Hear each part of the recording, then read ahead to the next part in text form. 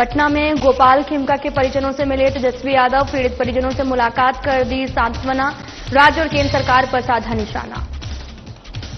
हजारीबाग में मनाई गई डॉक्टर श्यामा प्रसाद मुखर्जी की जन्म जयंती। जैन भवन में भव्य संगोष्ठी का हुआ आयोजन। केंद्रीय मंत्री अन्नपूर्णा देवी कार्यक्रम में हुए शामिल। लता सिंह ने रखा राजनीति में कदम। अस्थावा विधानसभा सीट से चुनाव लड़ने की तैयारी। जनसुराज पार्टी से लता सिंह लड़ेंगी चुनाव। पाकुड़ में बीजीआर कोल कंपनी और ट्रांसपोर्टर के बीच में बैठक। भाड़ा बढ़ोतरी को लेकर हुई बैठक। भाड़ा नहीं बढ़ाने पर आंदोलन की चेतावनी। रांची में मुहर्रम को लेकर निकाली गई जुलूस। मुस्लिम समुदाय ने याद किया करबला की जंग। मातम को लेकर निकाली जाता है जुलूस। नमस्कार, मैं हूं आपके साथ अंकिता पाल। बुलेटिन की शुरुआत करते हैं। नेता प्रतिपक्ष तेजस्वी प्रसाद यादव ने मृतक गोपाल खेमका के परिजनों से मुलाकात कर सांत्वना दी है। साथ ही तेजस्वी यादव ने मृतक के परिवार से मिलने के बाद में राज्य सरकार सहित केंद्र सरकार पर जुबानी हमला बोला। नेता प्रतिपक्ष ने क्या कुछ कहा, सुनाते हैं आपको।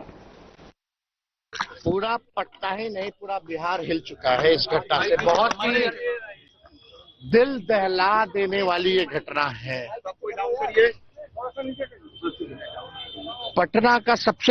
पटना का हाट माना जाता है गांधी मैदान का इलाका।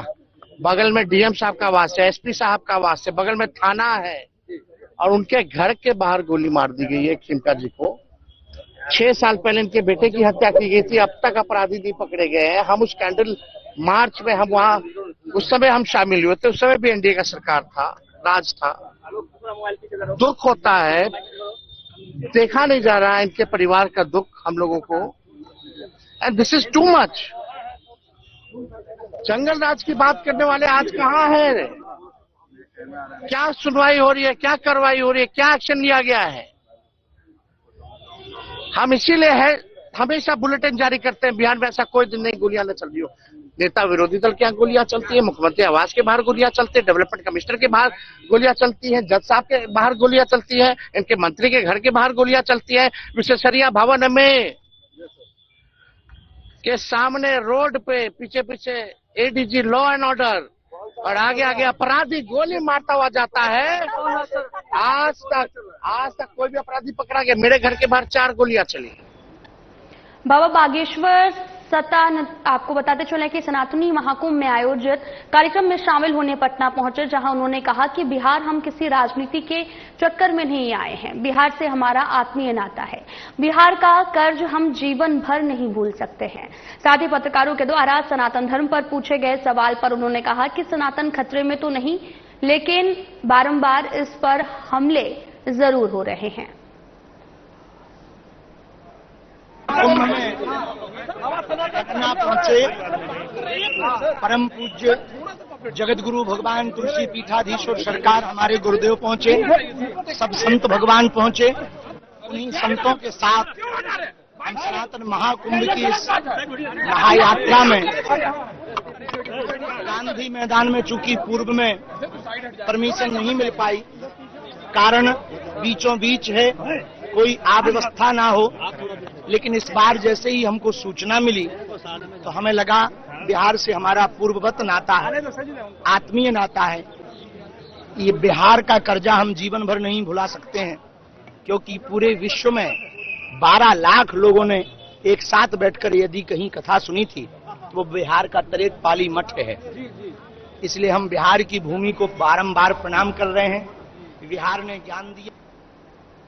डॉक्टर श्यामा प्रसाद मुखर्जी की जन्म जयंती के अवसर पर हजारीबाग के जैन भवन में एक भव्य संगोष्ठी का आयोजन किया गया है। आयोजित कार्यक्रम में मुख्य अतिथि के रूप में भारत सरकार की केंद्रीय मंत्री अन्नपूर्णा देवी शामिल हुई।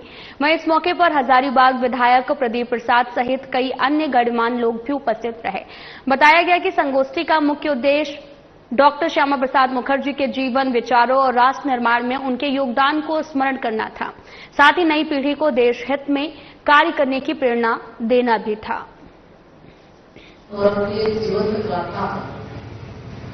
डॉक्टर श्यामा प्रसाद मुखर्जी जी को नमन।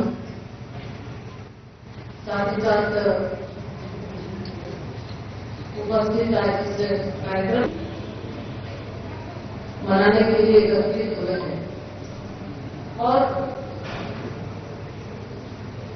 हमें पता है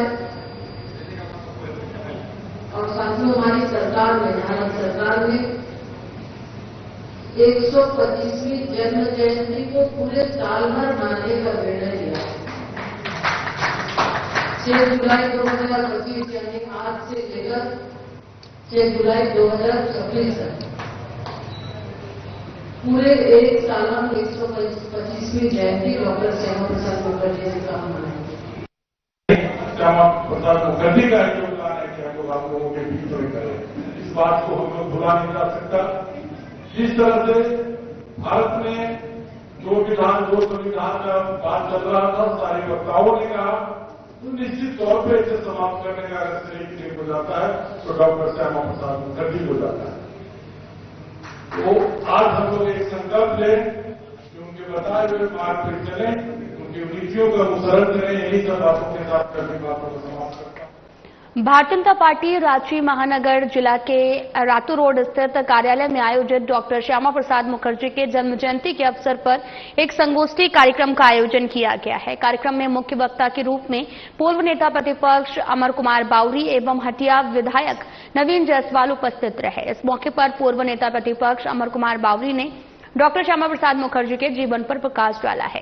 वहीं हटिया विधायक नवीन जायसवाल ने डॉक्टर श्यामा प्रसाद मुखर्जी को एक वट वृक्ष की तरह बताया है, जिनके छाव में आज भारत एक नए भारत के रूप में विकसित हो रहा है। श्यामा प्रसाद मुखर्जी की मां भारती के सच्चे सपूत और प्रखर राष्ट्रवादी व्यक्तित्व और नेतृत्व करने वाले व्यक्ति थे। उनका आज 125वां जन्म जयंती है। आजाद भारत के प्रथम उद्योग मंत्री के रूप में भी उनके बहुत सारे ऐसे कार्य जो आज देश को अभी भी सेवा दे रहे हैं, चाहे वो चिमनी का कारखाना हो, चाहे हमारा हीराकुद का ये। वहीं उनका जो एक अमर प्रण था, आजादी के बाद जिस तरह से संविधान लागू होने के साथ ही जम्मू कश्मीर में 2 विधान, 2 प्रधान और 2 संविधान उन्होंने लागू कर दिया था, उसके खिलाफ उन्होंने उस परमिट सिस्टम के खिलाफ लड़ाई लड़ी और उन्होंने अपने प्राणों को उत्सर्ग कर दिया। उनके उस राष्ट्रवादी विचार के कारण ही और राष्ट्रवादी विचारों के जो कांग्रेस के कारण लगातार धूमिल हो रही थी, आजादी के बाद जिस तरह से कांग्रेस ने अपना सत्ता शासन आगे बढ़ाया था और विशेष करके अल्पसंख्यक तुष्टीकरण की राजनीति में बहुसंख्यक हिंदुओं के हितों के साथ, हितधारकों के साथ जिस तरह से वो अन्याय अत्याचार कर रहे थे, उनको लगा कि भाई कांग्रेस के विकल्प में एक राष्ट्रवादी विकल्प होना चाहिए और उन्होंने जनसंघ की स्थापना करी थी। और हम खुशी है अपनी अलग पहचान और पिता की विरासत को आगे बढ़ाने के उद्देश्य से लता सिंह ने बिहार की अस्थवा विधानसभा सीट से आगामी विधानसभा चुनाव लड़ने की घोषणा की है। लता सिंह सुप्रीम कोर्ट की अधिवक्ता और पूर्व केंद्रीय मंत्री आरसीपी सिंह की छोटी बेटी हैं। लता सिंह ने प्रेस वार्ता के माध्यम से बताया कि वो जन सुराज पार्टी के टिकट पर चुनावी मैदान में उतरेंगी और जनता के मुद्दों को सदन में प्रमुखता से उठाने का काम करेंगी। मेरा यही है कि मैं यहाँ पे आकर के संगठन को मजबूत करूं, पार्टी की जो विचारधारा है उसको हर कोने में लेके जाऊं और कैसे हमारे क्षेत्र का विकास हो, कैसे हमारी पार्टी जन सुराज जब वो सत्ता में आएगी तो कैसे करेगी, ये सब मैं जनता को बता सकूं। क्या कारण रहा कि राजनीतिक में? मेरा मेन कारण राजनीति में आने का है कि मैं जन सेवा कर सकूं और जो मेरा जो क्षेत्र है, जिस क्षेत्र से मैं आती हूं, अस्थामा विधानसभा, उसके विकास में मैं अपना योगदान दे पाऊं। बैनर पोस्टर के जरिए आपको अस्थामा विधानसभा प्रत्याशी बताया जा रहा है। मैं बैनर पोस्टर के जरिए मैं सिर्फ लोगों को बताना चाहती हूँ, अपना एक इंट्रोडक्शन देना चाहती हूँ कि मैं कौन हूँ, लोग मुझे जाने और मैं उनको जानूं। सियासत में उतार चढ़ाव सभी दलों में होते हैं। नेता और पार्टी के नेताओं का भी आपको बताते चलें कि गिराकर उठना चाहते हैं, लेकिन कांग्रेस एक ऐसी पार्टी है जहां पर कार्यकर्ता छोटी बात के लिए आपस में लड़ लेते हैं। खासकर कांग्रेस में प्रखंड स्तर से लेकर राष्ट्रीय स्तर तक ऐसी तस्वीरें देखने को मिलती हैं।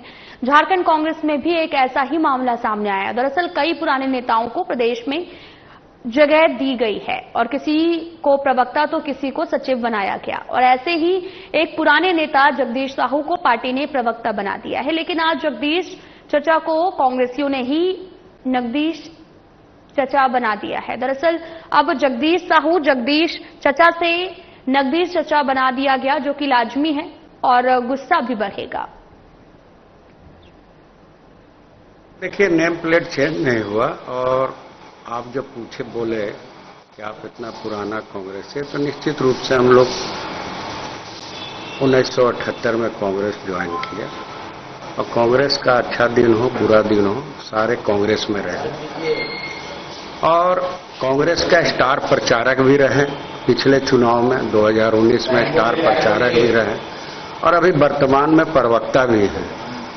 मैं प्रवक्ता बनने के बाद बोर्ड लगाया गया और बोर्ड में उसमें छेड़छाड़ करके मेरे नाम को दूसरे ढंग से लिखने का प्रयास किया। जो लिखा वो सबसे बड़ा अनुशासनहीनता है कांग्रेसियों में और जो भी कांग्रेसी किया ये गलत किया और इसकी सूचना मैं अध्यक्ष को भी दिया था। आप मानते हैं कांग्रेसियों ने ही किया? कांग्रेसी तो कांग्रेस भवन में कांग्रेसी न कर सकता है, कोई दूसरा कैसे करेगा? यहाँ किसका? हजारीबाग स्थित जैन भवन बड़ा बाजार में भारत तिब्बत मैत्री मंच के द्वारा दलाई लामा का 90वां जन्मदिन मंच के अध्यक्ष सुदेश चंद्रवंशी की अध्यक्षता में मनाया गया। कार्यक्रम की शुरुआत मुख्य अतिथि के रूप में मौजूद हजारीबाग के विधायक प्रदीप प्रसाद भिवाबी के पूर्व कुलसचिव बंशीधर रुखायर और साथ ही सामूहिक रूप से दीप प्रज्वलन करके किया गया है।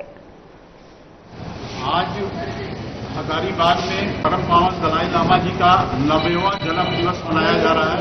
यह कार्यक्रम पूरे विश्व में, भारत के साथ साथ पूरे विश्व में यह कार्यक्रम आयोजित होता है और इसमें परम अहिंसा के पुजारी भगवान बुद्ध के अनुयायी दलाई लामा जी, क्योंकि उनको नोबेल पुरस्कार भी प्राप्त हुआ था और अभी जो चल रहा है, अभी जो एक कार्यक्रम यहाँ आयोजित होता है, इससे एक तो अहिंसा और क्या बोलते हैं उसको लोगों के साथ एकजुटता, तो इनका एक अभी हाल फिलहाल में स्टेटमेंट आया है।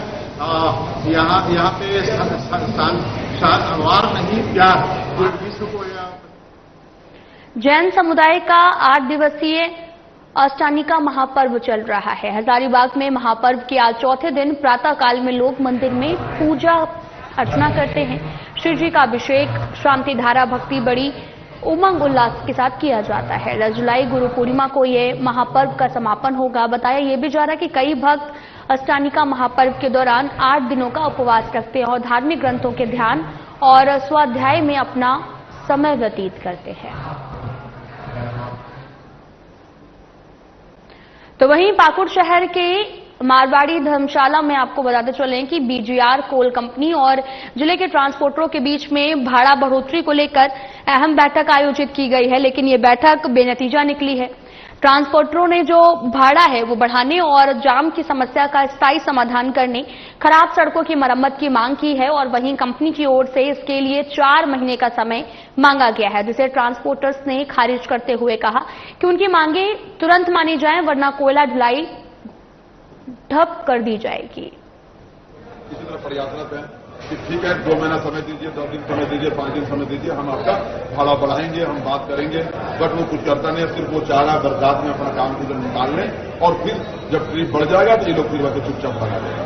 बट लेकिन आज ये हो नहीं पाया और उनकी बातों को हम लोग नहीं मानते हैं, उनकी बातों को स्वीकार नहीं करते हैं। हमारा गाड़ी सोमवार सुबह से, कल हम सोमवार सुबह से हम लोग पूर्णतः ठप करने जा रहे हैं, क्योंकि हमें गाड़ी में कोई बचत नहीं हो रही है। बुलाया है हम लोग भी थोड़ा रोड का स्थिति को ठीक करने के लिए और प्रोडक्शन को इम्प्रूव करने के लिए, और उनका भाड़ा के बारे में उन लोग बात कर रहे हैं। हम लोग भी थोड़ा समय दे दो, 3-4 महीना के अंदर हम लोग एक समाधान करेगा।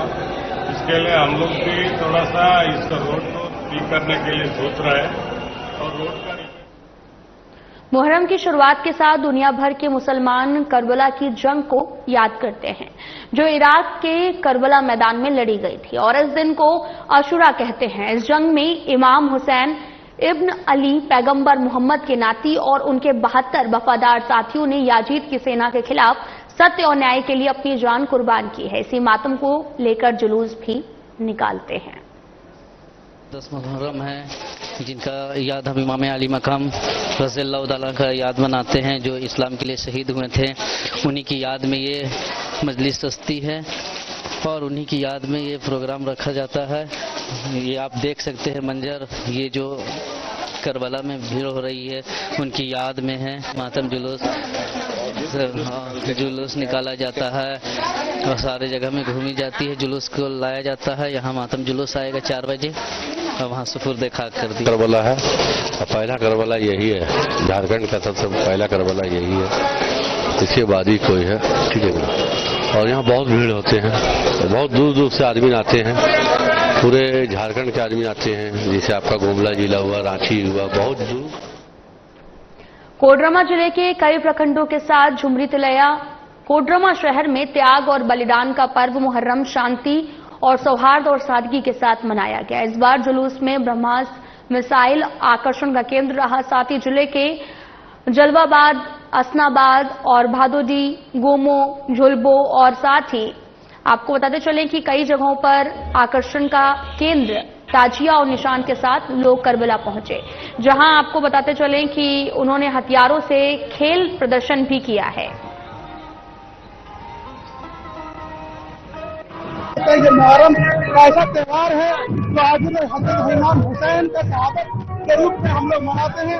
आज आप देख रहे हैं कि कोडरमा जिले में तमाम अगल बगल के पंचायत से भी लोग, चाहे कर्मा हो, चंद्रवर हो, अम्बाकोला हो, बरामद हो, हसनाबाद हो, अब तमाम बड़े संख्या में लोग आज मुहर्रम को सेलिब्रेट कर रहे हैं। तमाम देशवासियों को मैं अपनी पार्टी को मुबारकबाद देता हूँ और मैं तमाम लोगों से अपील करूंगा कि शांतिपूर्ण तरीके से अपने त्योहार को मनाए ताकि किसी को दिक्कत न हो।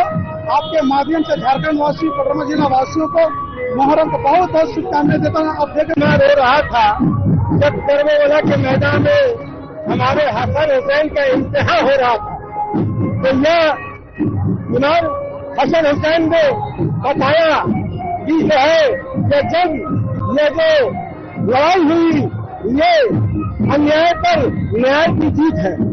इसलिए हम लोग इस मुहर्रम को अन्याय के न्याय की जीत की तरह मनाते हैं।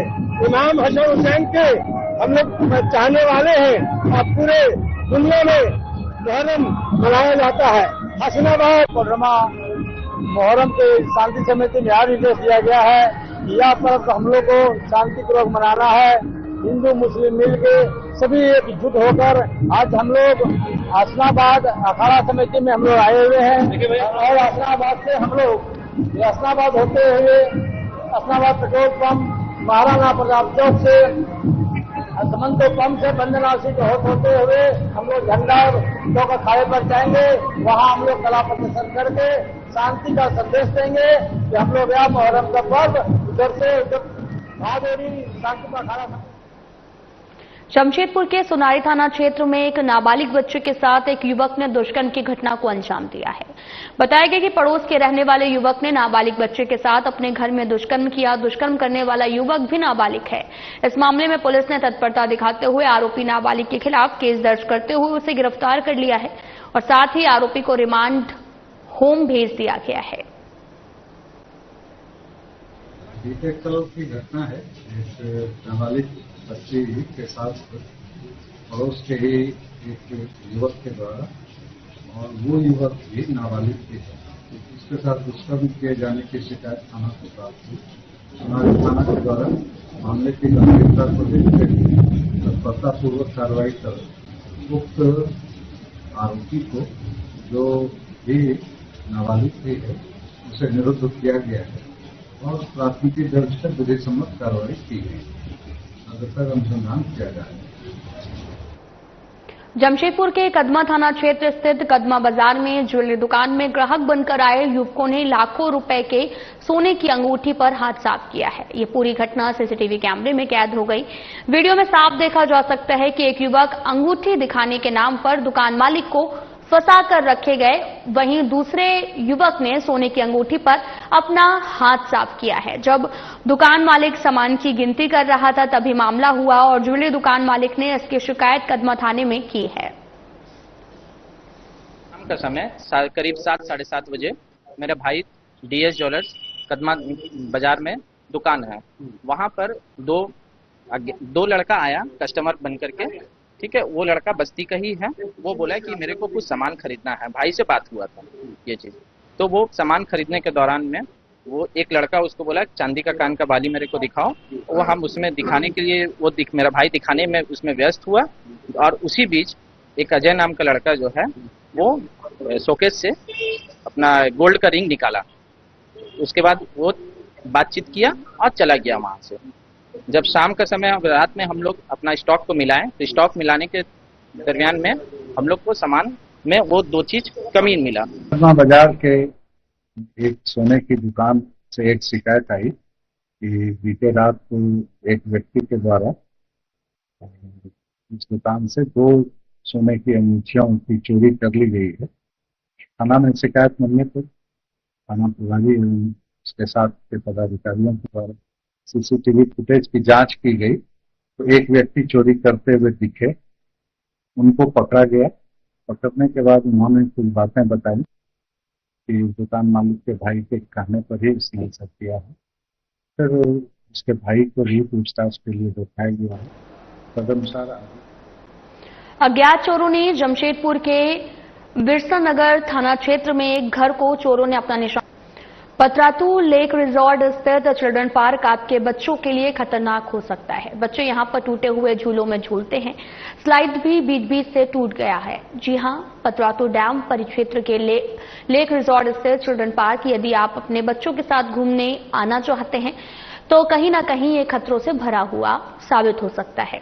हम ये बात इसलिए आपको बता रहे हैं क्योंकि चिल्ड्रन पार्क के झूले डैमेज हो चुके हैं जिन्हें मरम्मत करने की जरूरत है। सवाल उठता है कि क्या प्रबंधन इस बात से अनभिज्ञ है या किसी बड़ी दुर्घटना का इंतजार कर रहा है।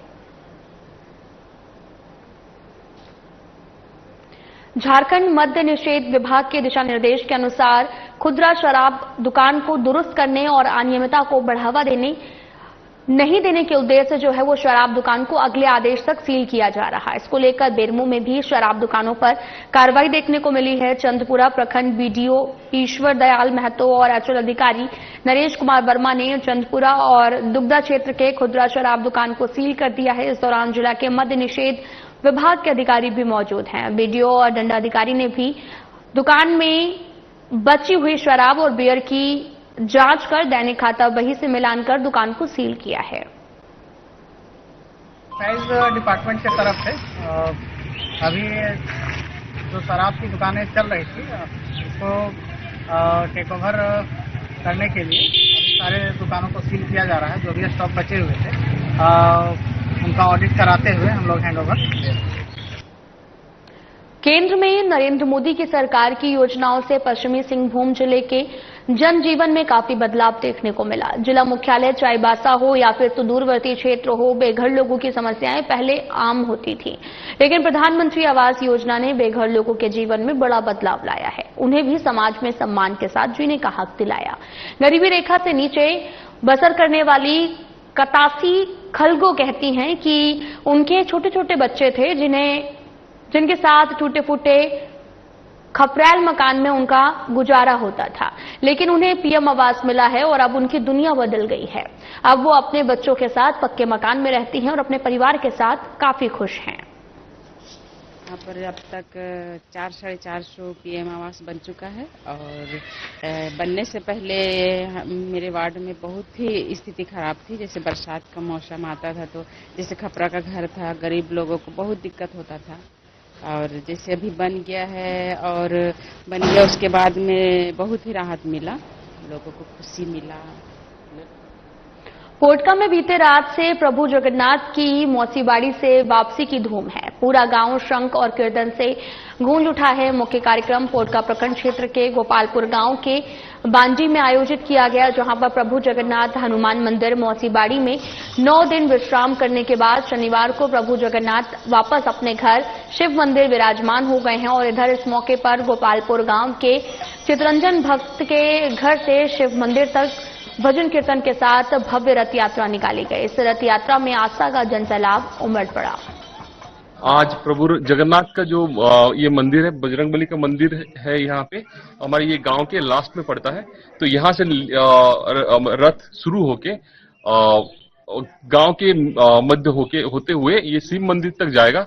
जो जहाँ पे प्रभु जगन्नाथ जी का मंदिर का स्थापना किया गया है, एक छोटा मंदिर हमने वहाँ पे स्थापना किया हुआ है, वहाँ पे इनको ले जाके स्थानांतरित करेंगे। ये एक्चुअली जगन्नाथ प्रभु जी का मासीवाड़ी जो है 9 दिन के लिए हमने बनाया हुआ है। तो अभी ये अभी एट प्रेजेंट यहाँ पे है, फिर ये मतलब अभी थोड़े दिन में हम लोग रथ यात्रा।